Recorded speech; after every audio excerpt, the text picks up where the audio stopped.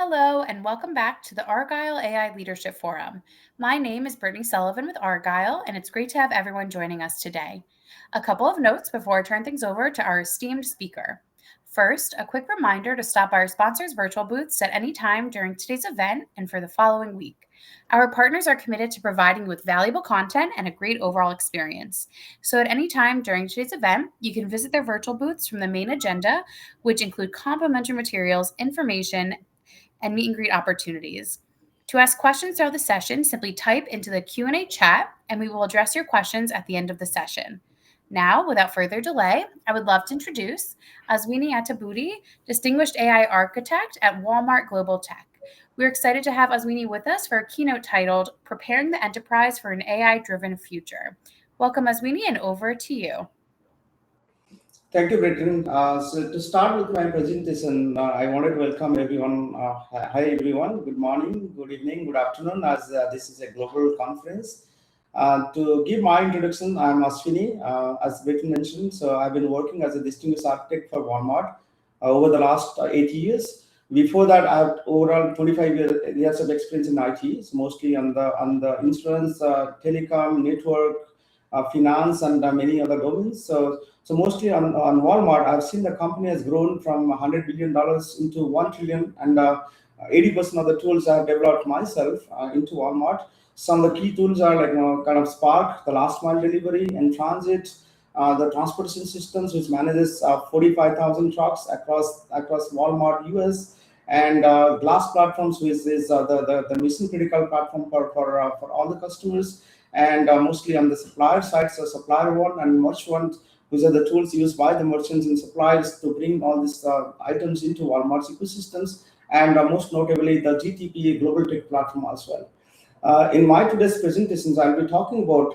how the retail industry has been transformed in terms of composable commerce into more driven towards agentic commerce. So previously, like if you see, retail has always been reactive. So people has to go search the items, click on the cart, and do the checkout. So this was more of a traditional way, but the shift has been completely transformed with AI. So now we have seen the way things has been going towards Gen AI. People instead of going and typing some items, so they can use Converse, or they can try to get everything bundled together from the generative AI now towards more agentic driven systems. That is no frictions, no repetitions, and no guesswork. And this is where we are focusing from reactive transactions towards proactive outcomes, and from systems that can respond towards the systems that can operate. And welcome to agentic commerce. So this is the goal for Walmart. So before starting my deep dives, I wanted to give a little bit high level about how the future of retail looks like. So companies like Walmart, it's massive.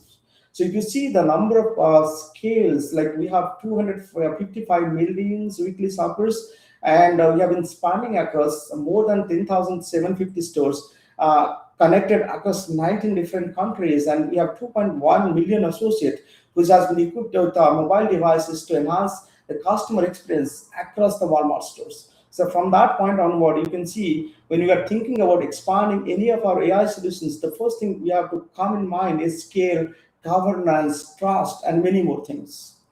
So before starting the presentation more towards AI, I wanted to a little bit deep dive into what is agentic commerce and how composable commerce is enabling the agentic commerce. So what is a composable commerce? So in a traditional commerce, everything is bundled into one single monolithic systems, and these systems are like kind of, though they used to have best of the breed of the technologies, but a lot of failure touch points. And if one of the things, because of the atomic nature, if one of the component get failed, the entire system is getting into failure mode.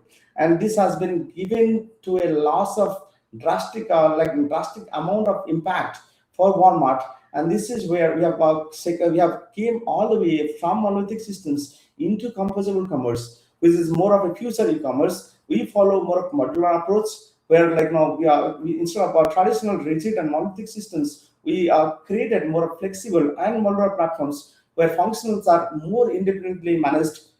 This is where we can also have control of using best of the breed components as things are getting evolved, and since AI is getting evolved. We wanted to make sure that the visions are more specialized categories for each functions. right? So from content management to our search to our checkout, purchase history, and data platforms to use the best of the breed components. Our systems are pretty adaptive. We always use innovative models to create flexible ecosystems that can quickly adapt to changing market demands and deliver exceptional digital experiences. So what are the key component of a composable commerce? So composable commerce follows the MAC architecture. So MAC talks about the systems are more modular and they are agentic services. They can be scalable and consist of independent components. So in terms of MAC foundations, it follows microagents, API first, cloud native and headless. We don't want to create more of a headful experience. And composable commerce is helps us to break the system into more modular, scalable agents. And the left-hand side, if you see, let's say this is our headless APIs, where you have systems like team, customer applications, CMS, creative applications, and these are all being connected through microagents. And these are like a more of the agents which can be deployed together. And then in terms of digital experiences, let's say you have omnipresence in stores, web, mobile, email. You have access to all this agentic data in a more of autonomous ways. So now, we talk a little bit about composable commerce. Let's talk about a little bit on the foundation model. So because before moving towards our agentic journey, so meet Wallaby. So this is one of our large language model that has been trained with decades of Walmart's proprietary data, very complex and highly contextual. It follows natural language. You can go to Sparky, Walmart.com Sparky app, and you'll be able to see how interactively it's able to give all the kind of experience in a more of a traditional way what used to happen and how the experience has been augmented using our Wallaby as a foundation model. So now let's talk a little bit about our super agents. So we talk about Wallaby, our foundational agents. So in terms of our super agents, every company has been investing heavily into create their own autonomous agentic systems. So we also at Walmart has been focusing towards creating Sparky, Marty, and YV. So these are our super agents which has been helping for our customers, our associates, as well as our supplier journey. So in terms of our productivity and experience at scales, so this has been helping us to personalize our shoppings, efficient and faster software delivery. So right now, Wallaby along with Sparky has been deployed into customer-facing applications to give a trusted, scalable ecosystem. So now let's talk a little bit about how the evolution of Intel agentic architecture has actually happened and how we have been segregating ourselves in terms of creating the greenfield versus actual enterprise product. So when we think about putting a boundary, bringing, let's say, in a code of applications, how do you decide what kind of agentic systems we follow for Walmart's ecosystems? The first thing we think about solo agents. So a lot of use cases, let's say we have 20,000 use cases. Out of that, maybe thousands of the use cases follows a model where you can use single agents as solo agents who can handle very simple specific tasks. Let's say email notification, order lifecycle management. As order has been moved from order created, accepted, ready for pickup, served, rejected, and finished, right? So this entire journey, so you can simply create an agent which can give all this lifecycle notification to the customers so that they can be on time, whether to do an order pickup or getting the order delivered to their home through S2S, SEEP, or a home delivery or in home. So this is where we use solo agents. And now talk about reflex agents. So these are our agents which has very limited capabilities in terms of RBAC, but they can still access all these little APIs and tools to act and do a little bit of more constraint autonomy. And then we also have some of the use cases where we wanted to have more of the collaborative agents where multiple swarm of agents, they can coordinate with each other. So give an example where they can have a complex navigational workflow. And this is where we can use our collaborative agents to supply more of a complex ecosystems. And finally, we are moving towards autonomous agent systems. And again, this is not something we have already deployed into Walmart's ecosystems, but this is our goal too. So now let's talk about we talk about all these agents, right? So let's talk a little bit in terms of what are the terminologies we have been following for Walmart. So we have been tied with Google in terms of integration for Universal Commerce Protocol. So this is a very early stage of UCP. I would say 6 months ago, Google started UCP, and we are one of the early adopters for UCP. And because we have almost over 50 billion product listing, And this is where the partnership is quite signing for Google as well.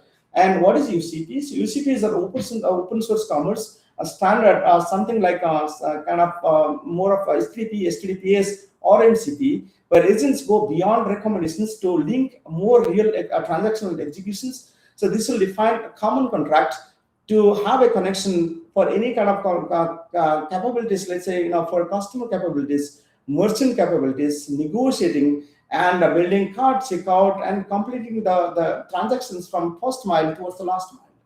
And this is following the more of a goal-driven shopping where users can express their intent once, and this has already been recorded as a context and a memory in terms of LTM and STMs, where agents can go and orchestrate discovery, composition, and building to purchase more of a continuous, seamless experience. It also gives an experience to the merchants to retain the control through secure and first-class API integrations. So, in terms of shopping graph, we have been grounded in Google Shopping Graph with over 50 million product listings, which have been contextually created a shopping graph so that on demand, so you can roll back the price, change anything swap for the items for substitutions, or try to see what are the recommended product for your customer needs.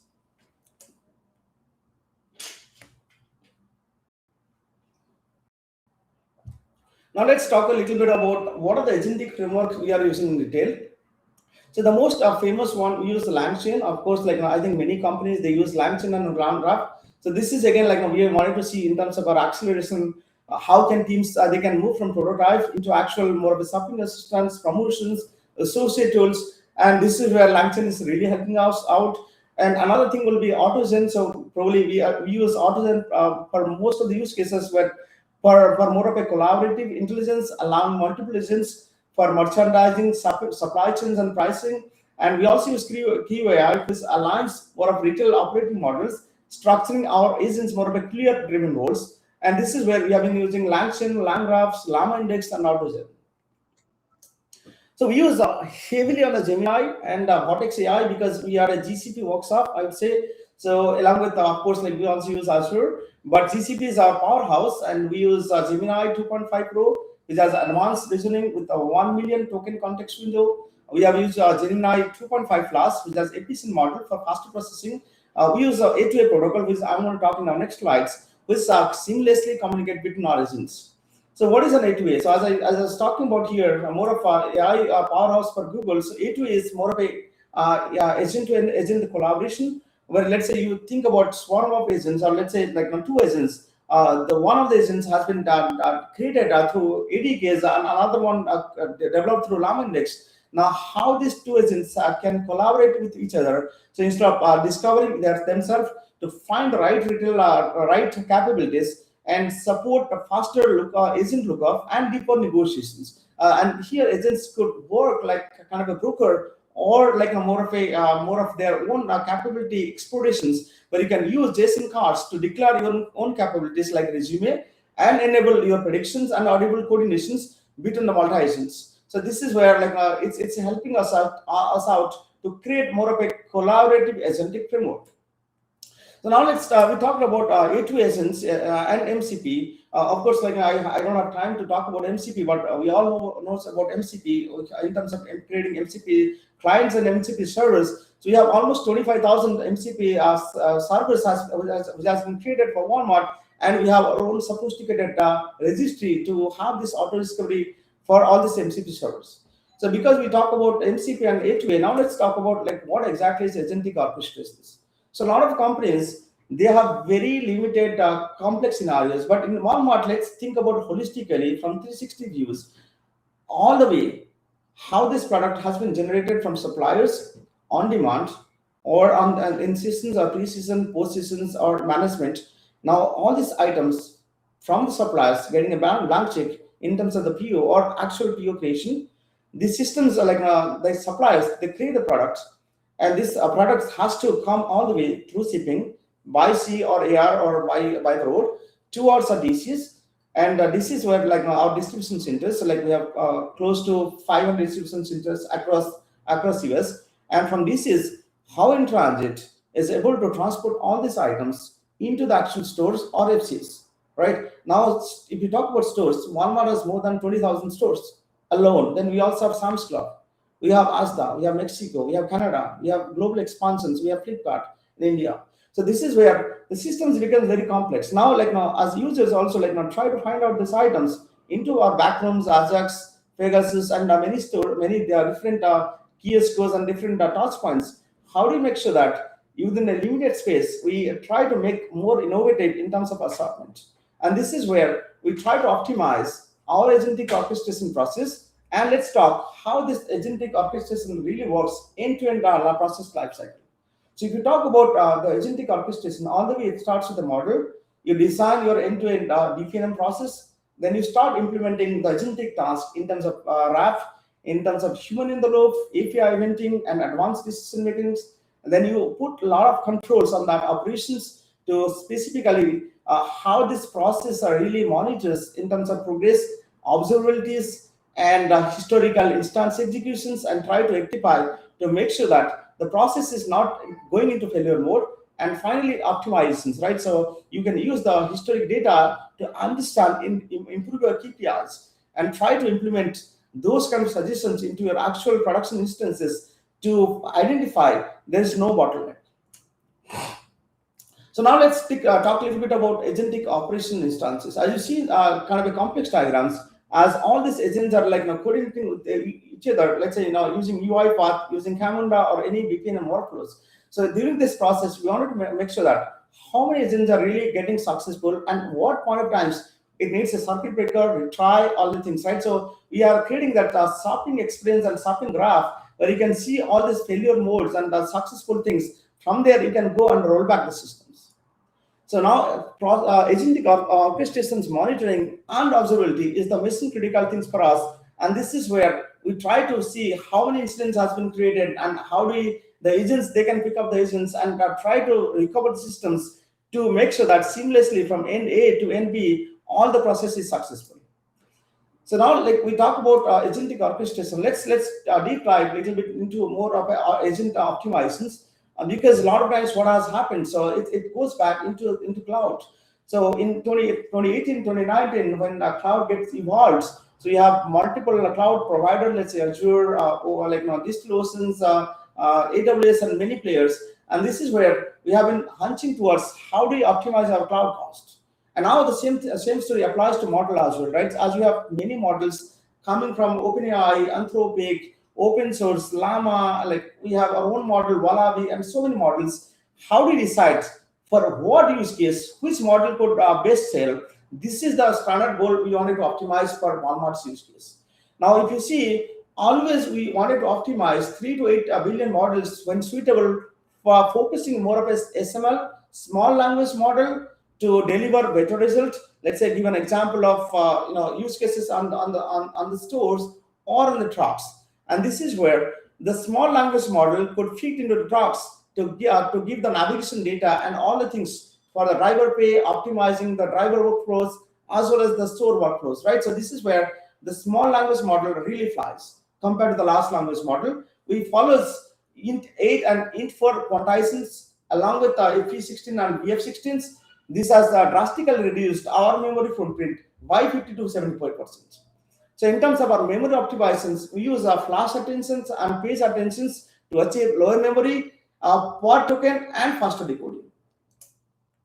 So one of the things we have used for retail agentic architecture excellence, we always follow the smart routing systems are very complex. So we always try to make sure that what calls has to go to regular calls and what call has to go to for escalations.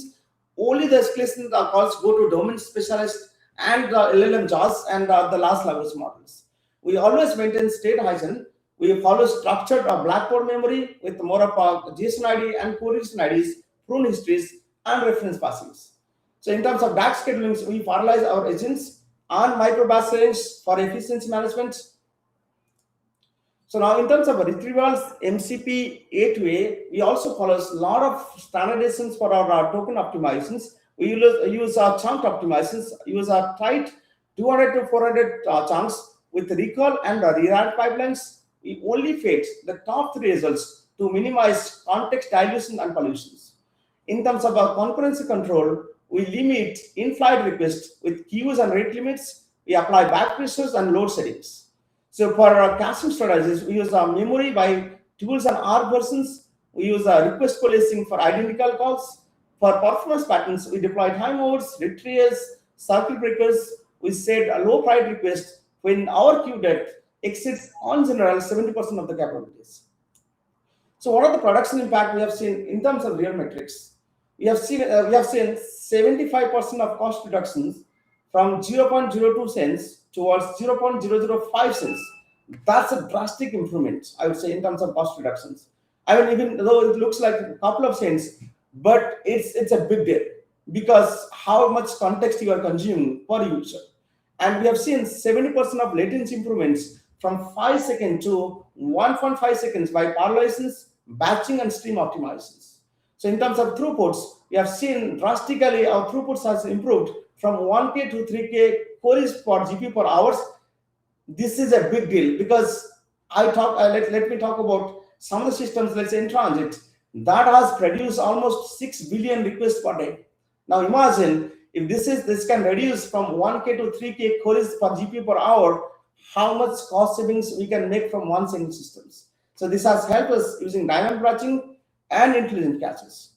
So that is all for today's presentations. And I wanted to announce one thing. So as company is getting evolved, so Walmart is now 1 trillion company. So it has been evolved from last 5 years.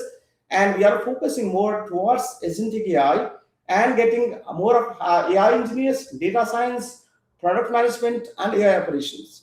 So in case you are looking for an impact, you wanted to impact yourself, your family, your distant or near relatives as well, and impact to the entire US economy in terms of saving money and levators. Definitely this is a place you can give your contributions and make an impact. So these are, we have a lot of open positions. So the way you go to careers.walmart.com, look for the positions, apply for the positions, and in the whole process, if you're looking for a referral, scan my QR code, and I'll be happy to talk to the hiring manager, talk to the people who are in the recruitment process, and make the process pretty faster. And this is where definitely I can help you out. And that's all for today. And I'll open the floor for Q&A and hand over to Brittany. So for any kind of questions you have, and again, thank you so much for attending my presentations. Hopefully this will help you for your agentic journey as well. And let's connect and discuss for future opportunities. And over to you, Brittany. Excellent. Thank you so much, Azmini, for such an insightful presentation. And thank you so much for sharing those opportunities. That's amazing. This one question asks, a lot of organizations are investing in AI tools right now, but what does it really mean to prepare the enterprise itself for an AI-driven future? So it goes back to many use cases. I would say I cannot focus on one use case, right? So AI is pretty new, right? And then now if you see in terms of use cases, right, all we look for what is the impact it's making for the customers. So Walmart, I'm talking about Walmart, right? Walmart has more IP in terms of their stores as well as on the e-com. Now what I'm seeing AI as a bridge to maintain that bridge between the e-com as well as the stores. So that way, how seamlessly AI can be able to help the customers. Let's give an example. Previously, I used to go and order anything from my Walmart app. Previously, I have to go to store to physically buy something. And now, I'm thinking about how this can be automated because this is more of a mundane work every day. Let's say on Sunday and Saturdays, I go and do the planning with my wife. And this is something recurringly I've been constantly ordering from Costco, Walmart, and many other stores. And this is something, if innovative way AI can handle and give an experience into agentic commerce, that is the beauteous thing, so that I can focus on something mission critical. And this could be helpful for everyone else.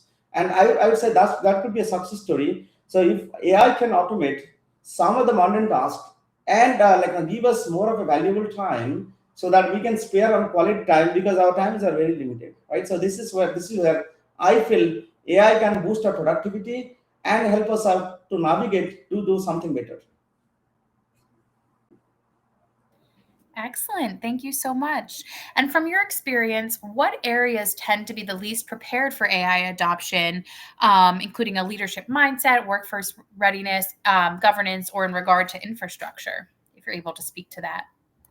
That's definitely interesting, right? So I think like when AI got started 3 or 4 years ago, when ChatGPT version got released in 2023, a lot of people got excited, and the mindset was like, "Hey, it was an AI moment. Let's completely move everything into AI." Now, what we have started to understanding, not necessarily everything falls into AI bucket.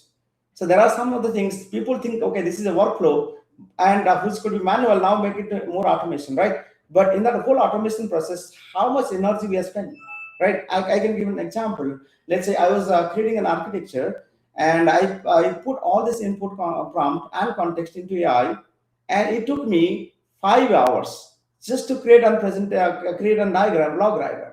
So which I could have done in 5 minutes, right? So this is where exactly like now there's a trade-off, I would say. Now this is one of the lesson learning for me as well, and for the company. Not necessarily all the use cases are AI use cases. We have to put a boundary what goes to AI use cases versus what could go natural, the way it handles. And the second thing I would say, peoples are more assets. Now a lot of the companies they started to think about like AI can replace humans and let's throw out all these people and they become garbage. Not necessarily, because we are AI is going to enable us, and I would say human judgment, human inputs are always valuable, and that is irreplaceable, I would say. And this is the biggest asset for us. And this is also like at Walmart, we always think about people first. We are a people first company, and this is where we focus on what can be automated through AI and put human in the loop to make sure that there's less failure points.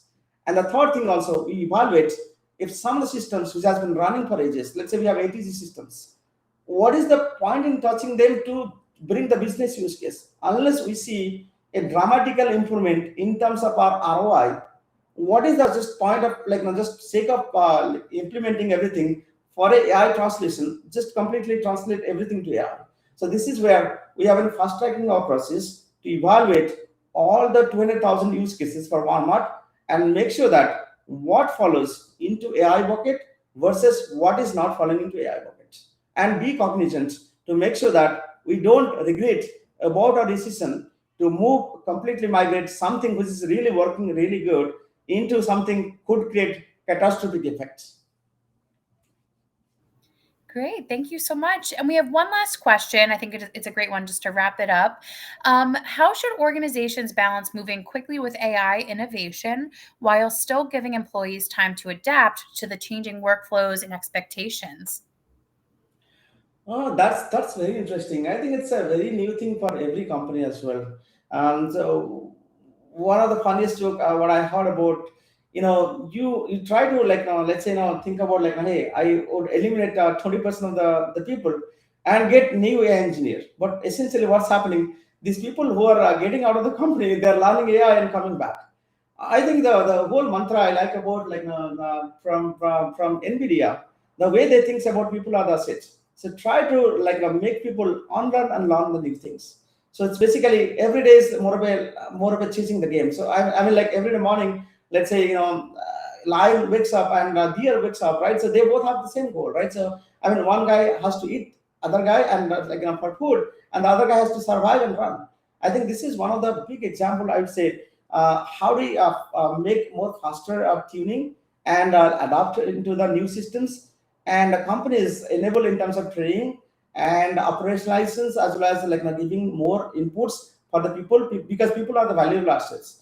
And this is where like when people they have to make sure that they go into the AI stream, learn what's in the market, give a try, and we should also enable the fast track process from all the companies how they can go and give a try, like bring the systems maybe into pilot, create a set of beta users who can try to do the experimentation and give their opinions and move the things from experimentation into production at a scale. So this way companies will be more focused towards AI. And in a similar way, they also, as we mentioned, they also have to evaluate what goes to AI and what not goes to AI. The third thing is about the cost, I would say. So how much cost efficiency we are making the systems, trust governance, because trust is a big factor for us. We wanted to make sure that trust is the biggest thing, because we have almost 700 million customers. Now, if something goes wrong, if you deploy something, trust is broken, I mean, nobody will come to our store.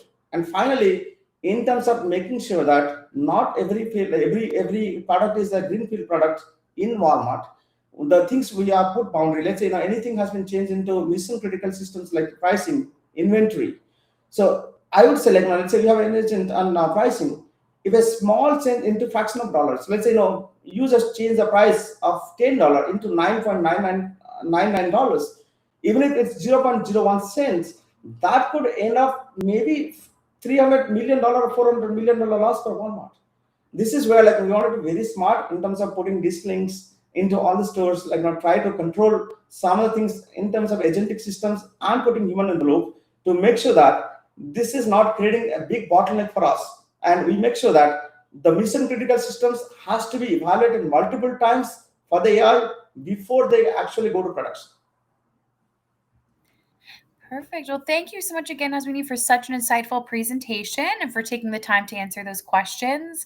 That is all the time we have for questions, but thank you again for an incredible keynote. And I also want to thank everyone else for joining us today. This session, along with all of today's content, will be made available on demand following the event. And this does officially conclude the Argyle AI Leadership Forum. Thank you again for joining us and engaging in our content. Our next Argyle Digital event will be our Financial Controller Forum on July 16th, and we look forward to seeing you there. Have a great rest of your day. And thank you again, Aswini. Thank you, everyone, and thank you, Britain. Such a wonderful conference. Have a good day.